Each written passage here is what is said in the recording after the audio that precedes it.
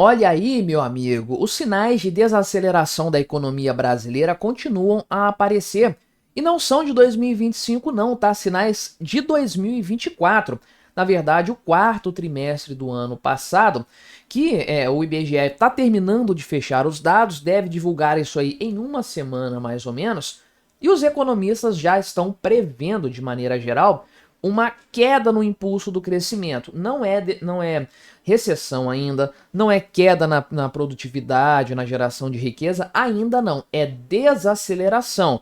Mas isso emite um sinal de alerta sem sombra de dúvidas, porque o quarto trimestre passou pelo início do momento ruim que nós estamos vivendo, que ficou mais grave ali na metade do trimestre em diante.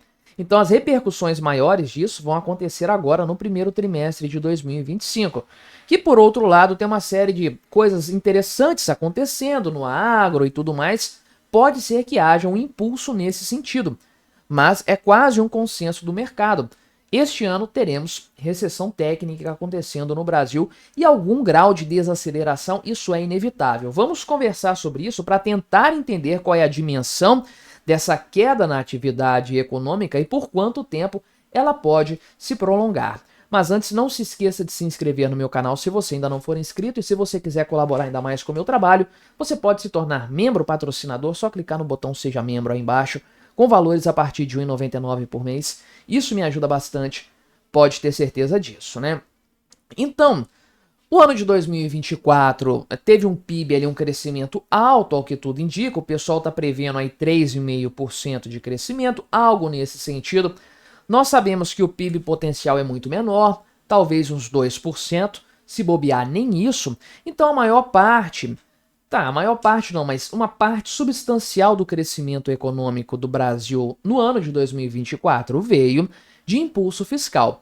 Do governo Lula gastando dinheiro, porque gasto é vida para essa galera aí, e dando aquele impulso fajuto que nós chamamos de o voo da galinha, porque sobe ali e depois cai com tudo para piorar a situação, retornar a patamares anteriores ali de capacidade econômica, de riqueza acumulada, conforme a gente já viu acontecer, né? Então, alguns economistas já apontam para isso, para um arrefecimento do último trimestre de 2024 em matéria econômica, né? E a partir aí do segundo semestre deste ano é que a coisa vai ficar mais gritante, porque no começo a gente tem sim o agronegócio, ao que tudo indica, muito bom, uma super safra aí, isso é bom, isso é importante, mas outros fatores vão cobrar seu preço no decorrer do ano e vão aparecer mais fortemente quando já não tiver mais essa super safra para a gente acompanhar, né? Então, provavelmente aqui nós teremos, ao que tudo indica, né, uma leitura ruim do crescimento econômico para o quarto trimestre de 2024 e eventualmente leituras negativas no plural em 2025. Queda econômica se tiver 2 trimestres juntinhos, e é bem provável que teremos recessão técnica neste ano. Então, as análises aqui variam um pouco, mas todos concordam que há uma queda na atividade econômica, sim, né? Por exemplo, aqui, o senhor Igor Cadillac, que é economista do PicPay, ele falou o seguinte, né? Que a estimativa deles é 0,5% de variação no crescimento da economia no último trimestre. Então, isso aqui é uma desaceleração. De forma geral, isso aqui já é uma perda do impulso que estava acontecendo antes, né?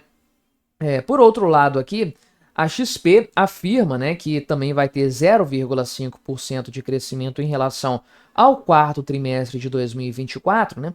Por que isso aqui é pouco? 0,5% em 3 meses.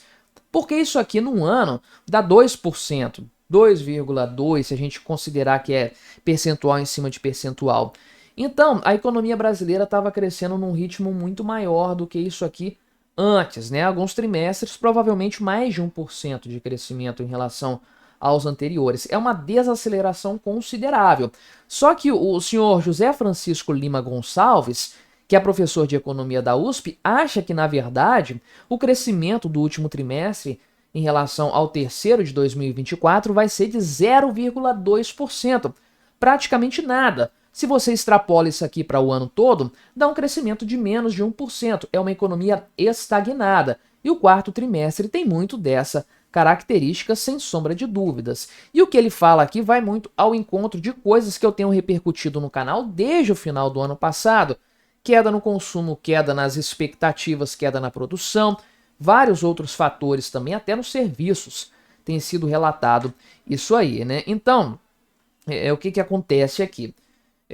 Temos o investimento desacelerando na leitura dele aqui, né? E o consumo das famílias também tendo uma queda. A renda está aumentando, mas o consumo está praticamente aí estagnado. Isso representa algo impactante na economia de maneira geral, né? Só que você tem alguns fatores do ano passado que não tendem a se repetir agora, o que vai piorar ainda mais essa situação, vai deixar as coisas mais complicadas, né? E alguns fatores negativos do quarto trimestre estão aí ainda. Lembre-se, o dólar disparando de forma considerável, isso só começou a acontecer no final de novembro, então estávamos nos encaminhando para o terceiro mês do último trimestre de 2024. A parte inicial desse trimestre estava com uma economia ok, sem grandes sobressaltos. Imagina se isso tivesse começado lá em outubro. O trimestre seria negativo, sem sombra de dúvidas. Além disso, né, nós tivemos a elevação da taxa Selic nesse período, também de forma mais robusta. Esses fatores estão todos aí ainda. O dólar deu uma corrigida, mas já subiu de novo, fechou o último pregão a 5,91. Daqui a pouco está beliscando os R$6 de novo. A taxa Selic está caminhando para 15% até meados deste ano. Então é claro que haverá um impacto muito forte no crescimento econômico. Na verdade, o objetivo do próprio Banco Central aumentando a taxa Selic é restringir a economia de fato. Por quê?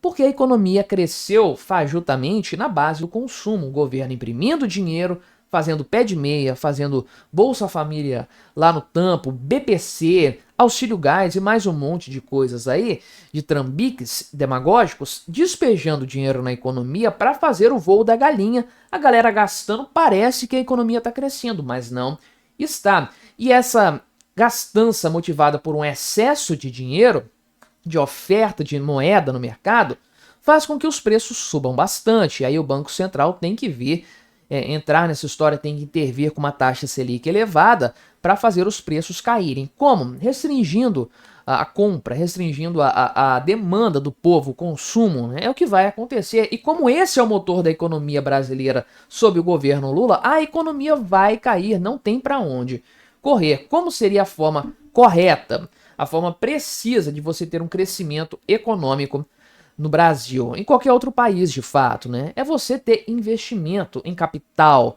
aumento de produtividade, a economia cresce. Não é gastando, não é no consumo, é no investimento que está o segredo do sucesso econômico de um país, né? Então o pessoal fala aqui, o Rodolfo Margato, né, o economista, fala que na verdade, muito provavelmente nós teremos um aumento ali, né, um crescimento trimestral agora de 1%, provavelmente vai acontecer por causa do agronegócio, depois 0,3% no segundo trimestre, 0 no terceiro e 0,2% de queda no quarto trimestre, né? Então daria 2% de crescimento em 2025, um número muito mais modesto, uma desaceleração bastante considerável da economia brasileira, mas inevitável.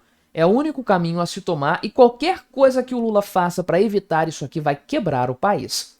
Mas me diga aí o que você achou da minha análise, colabore com o nosso debate, se inscreva no meu canal se você ainda não for inscrito e até a próxima.